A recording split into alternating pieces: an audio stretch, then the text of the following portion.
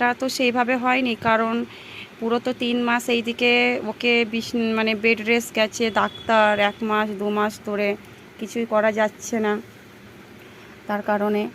তো তবুও পেছিয়ে যাচ্ছে না, বলছে মা আমি পরীক্ষাটা দেব। দেখ বাবু, পরীক্ষাটা দিতে পারবি তো? হ্যাঁ দিব। সত্যি বলছো? হ্যাঁ। তোমার ভয় করছে না? না।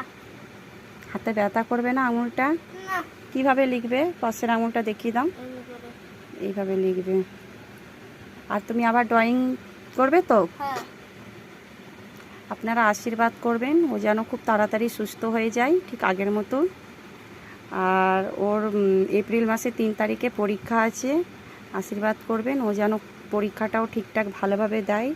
আমরা সবার কাছে পরামর্শ নিয়েছি, ম্যাডাম, স্কুলের টিচার, ডাক্তার সব বলেছে ওর যখন চেষ্টা আছে, সাহস আছে, তাহলে দিক পরীক্ষাটা। ওর ফিঙ্গার কভার আছে, তো ফিঙ্গার কভারটা সারাদিন ধরে পরা থাকে, দেখাবো হাতটা। তো ও যখন পরীক্ষা দিতে যাবে তখন ওই কভারটা পরিয়ে দেবো হাতে, আঙুলে, যেন কোনো রকম আঘাত না লাগে, কোনো রকম পেন যেন খুঁচা না লাগে। বাবু এইভাবে সোজা করো আঙুলটা, সোজা করো, সোজা সোজা ওই দিকে ঘোরাও। আর এই যে ওপরের ডগাটা খুব নরম, মানে একটু যদি কিছুতে লেগে যায় না খুঁচা, তো একদম খুব নরম অংশ এই জায়গাটা, রক্ত বেরিয়ে যাবে।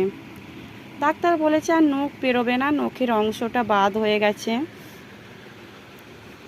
অনেক বড় আমার মানে ছেলের বিপদ গেল।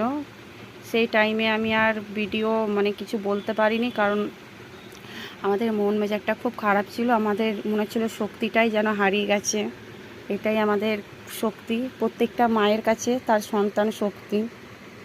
আপনারা আশীর্বাদ করবেন ও যেন আরও তাড়াতাড়ি ভালো হয়ে যায়, সুস্থ হয়ে যায়, আঙুলটা ঠিক আগের মতো যেন হয়ে যায়, ও আবার যেন আগের মতো ড্রয়িং করতে পারে। আর এইটুকুই বলার ছিল। পরের ভিডিওতে অনেক কিছু আরও বলার আছে।